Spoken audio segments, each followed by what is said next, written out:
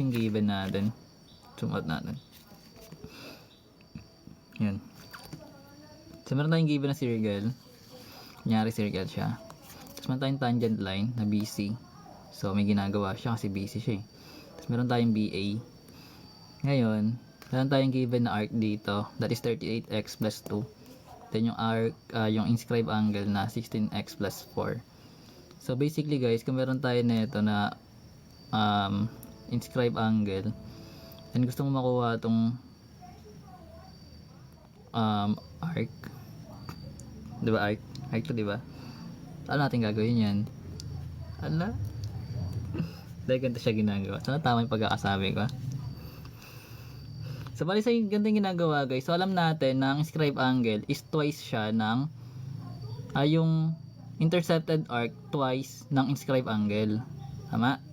So ibig sabihin, pwede nating gawing yung CA natin, yung arc, ito pala yung arc na to, BA, that is twice ng 16x plus 4 natin.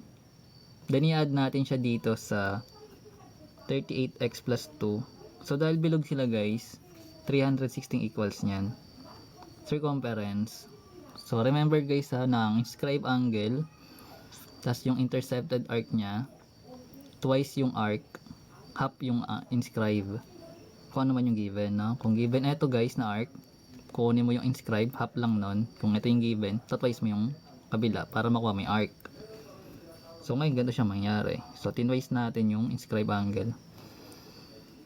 Then yun na, simplified na, pwede na yan.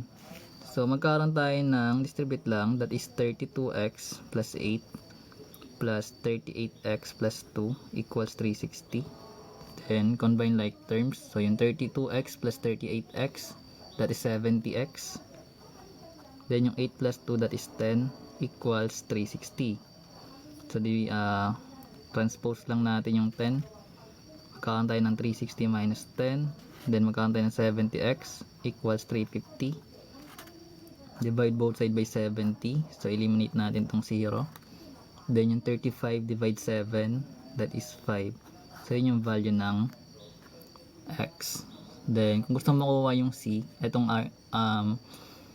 inscribed angle, then substitute mo yung value ng 5 natin na yung x. Yan. So 16 times 5, that is 80 plus 4, that is 84. Then as for dito guys, sa kabila ganun din. Pero kung meron ka ng 84 kasi lagyan mo lang siya 360 kasi buo siya, di ba? Kung gusto mo dito ka na maglagay. So pero kung dito ka nagagamit to, so kung para maging 0 yung dulo, kung may 84 ka, magkakaroon ka ng 6. Tapos magiging 9 na to kasi carry 1 mo yun eh. So para maging 6 siya, magkakaroon ka ng 7. Tapos yun, 276. So pag inad mo tong dalawa, 360 na. Tama. Ano siya ginagawa? Gets?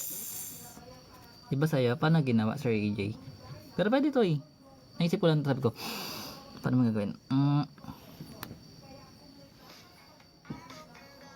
Gets yun! Half ng isa.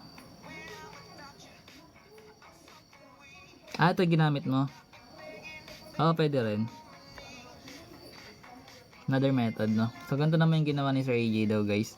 So kung ito meron naman nito guys, sa half mo to dito naman para makuha mo to, then equal sa 180. So bali ganito para magets. So yung another method, ganito, copy lang natin yung given na bilog. So basta ganito yung given na ito is 16x plus 4. Then meron tayo din 38x plus 2. So kung kanina tinwice natin to guys, ito i-half natin. So bali magkakaroon tayo ng 38x plus 2 over 2 plus yung 16x plus 4. Ito yon. Di natin siya ita-twice kasi ito yung gagamitin natin na itong angle na nandito. So di ba ang total niyan is 180 lang. Kasi para lang siyang semi-serial lang siya eh. Or kapag meron kang linear pair, yung total niyan is 180. So balik natin kakalabasan. Anyways, para makuha natin yung makatanggal yung denominator, multiply mo lang siya both side by 2 para eliminate na agad. Then kakapin mo na lang yung numerator nito. That is 38x plus 2. Then itong 2, multiply mo siya dito. So that is 2 times 16 times 16x, that is 32x. Then 2 times 4, that is 8, equals 360. So bali bumalik pa rin tayo dito guys sa format na to kung ngayon yung gagamitin mo. So hindi ko na isosolve siya guys kasi dito na rin siya papasok eh. So ayun yung another method. Gusto mo ko rin yung circumference or yung 180 lang, semicircle or yung linear pair, pwede yun. Basta yung concept dapat gets natin na kapag inscribe angle, that is half. Then kapag intercepted arc, that is twice. Yun lang, para doon sa given. Gets yun. Sandan?